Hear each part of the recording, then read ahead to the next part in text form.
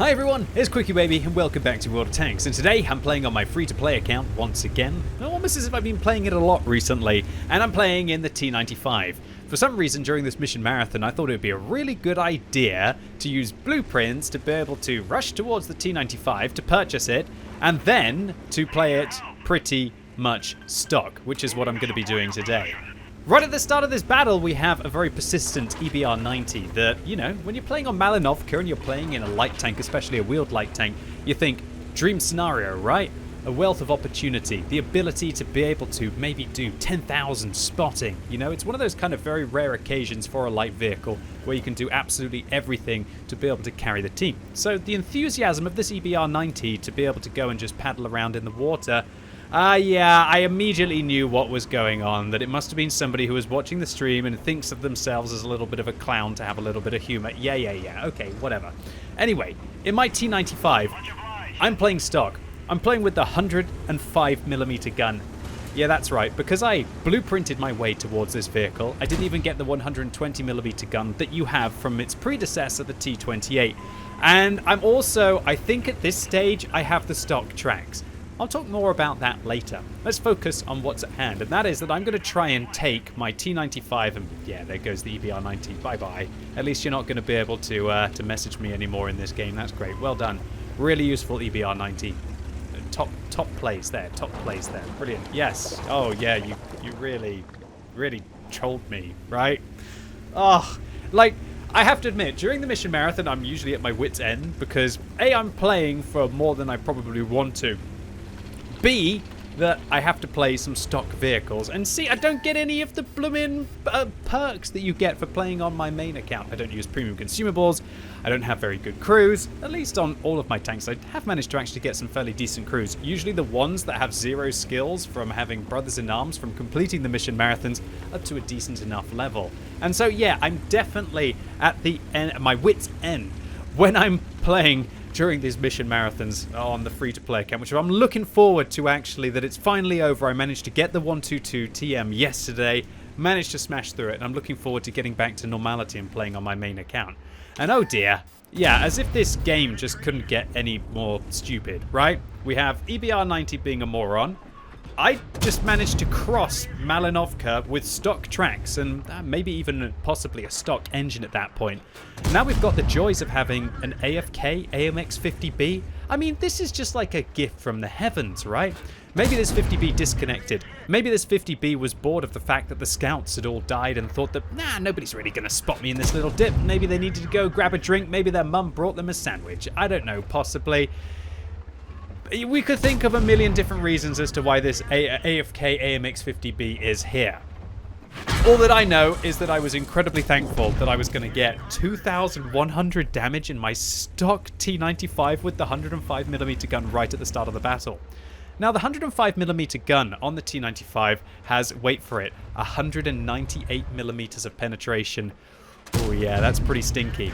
But even I'm going to be able to, I think, outplay this T30 here by going forwards into the bush, spotting him through the bush. I'm not sure if I'm even spotted in this scenario. Maybe I am. All I know is that it's just absolutely bizarre that the T95 with the 105mm gun is smashing through the T30 with the 155.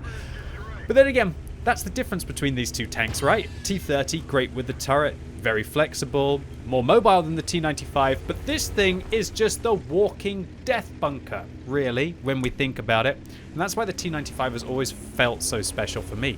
And, well, actually, I can't tell a lie. I better tell the truth. Back in the day when this thing was limited to 13 kilometers an hour, it was probably one of my most hated tanks, and I only managed to get through it with a daily double at a time. But that's because going at 13 kilometers an hour with a tank like this, it's bad enough on the TOG when you've got tons of hit points and low tier tanks, usually which are just going to sit around and do nothing. But playing at top tier, or in some top tier battles as you would be able to get the T95 into back in the day, and going at 13 was horrific. Since they buffed the tank up to 20, and also since they've now got equipment 2.0, it actually means that there's a lot of opportunities for the T95.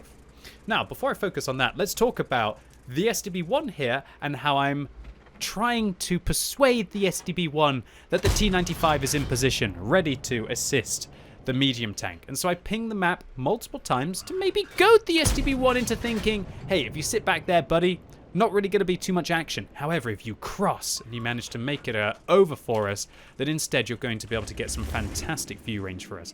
Let me clarify what I'm exactly talking about by showing it to you, which is one of the best things about having free cameras inside replays, right? The STB-1 sitting here will be able to contest the hill. Maybe we'll be able to get a little bit of crossfire, but the STB-1 instead, snaking their way along here and then ending up in this location, will now be able to poke up into this bush, spot all the tanks here for me. I'll be able to get some damage, they'll be able to get some experience from the assist, and hopefully we'll be able to harass the enemy team and possibly even win the game. So the STB-1 managed to do that. Fantastic play, STB-1, and I'm not going to be able to help you with the UDES, but hopefully all of the tanks up on the hill are going to be able to do that. Now, interestingly enough, while I put in a couple of rounds into the 50 TP and the Centurion 7-1, we just have a Super Conqueror that's in their base. I mean, I told you this game couldn't really get any more stupid, but it's definitely trying to challenge it. Now we've got a Super Conqueror in the corner where artillery usually is, now creating the crossfire with the 50 TP. I'm managing to get some crossfire into the Centurion 7-1, but unfortunately for the STB-1, the Centurion 7-1 makes an incredibly aggressive play to YOLO down the slope and harasses them. And that's just really unfortunate. You could argue that maybe I put that STB-1 into a terrible position, but no, I think that considering that we've lost all of the hill and the game's looking fairly bleak, I think it was one of our last-ditch hopes to be able to take this one down.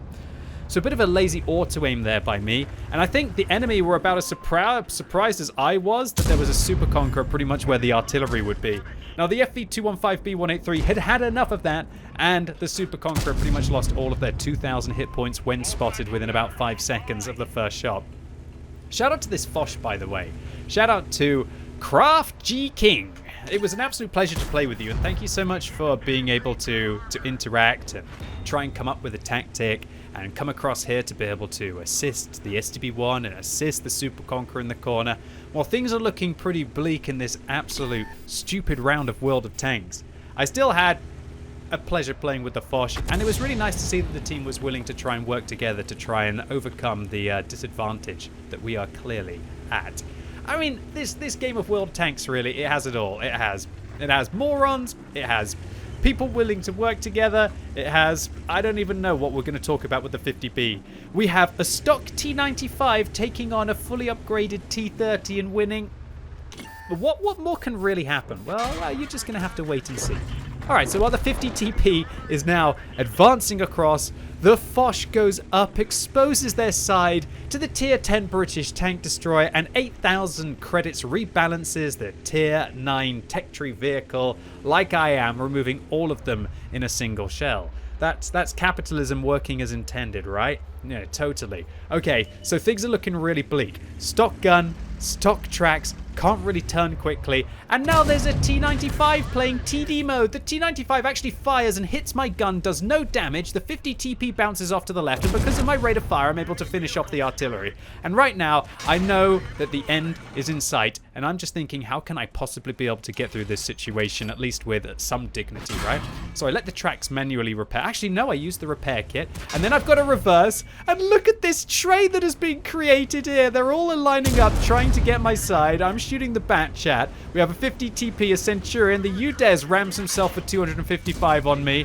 I get one more shot into the bat chat, which will be the final one that I do, and we get shut down as the enemy send in the clowns. I'm not even sure if we can really call the enemy team clowns here. I think that might be a little bit bold considering that they took down the battle.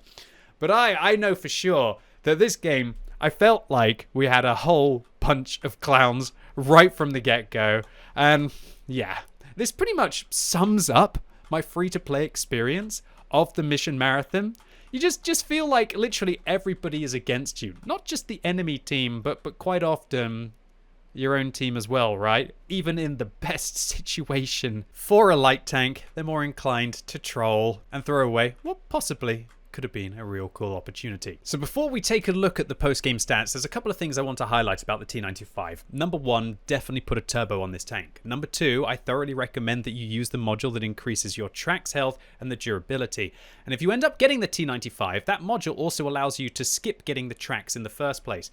Now, I thought this was a brilliant idea. Wow, yeah, I can skip the tracks on the T95 and I can just go straight towards the 120mm gun, and maybe I can even get the engine as well, even though it doesn't really change too much on the vehicle. Actually, I tell a lie, it does. It's just TanksGG has a little bit of a bug right now, and it increases the engine power from 670 up to 780. That is massive, and you should definitely try and get that engine first on the tank if you manage to get there. Now, if you haven't got the 120mm from because you skipped to the T28 because you use blueprints, then that is an absolute game changer on this tank. Your DPM goes up, your pen goes up. It definitely felt like it was more of a bearable kind of experience to be able to get through this tank.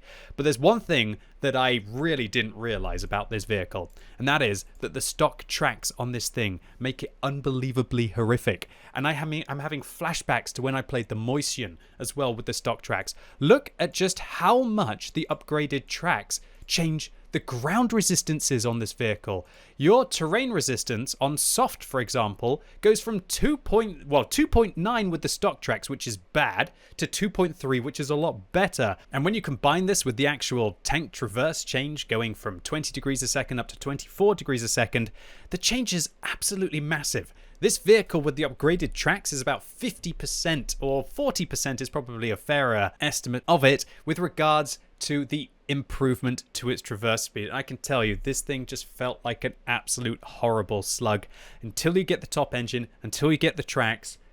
Don't even think that you're playing the T95 in its final form, because trust me, you aren't. And it definitely reminded me of how it felt to play this tank back in the day compared to how it feels to play the thing fully upgraded now with a turbo.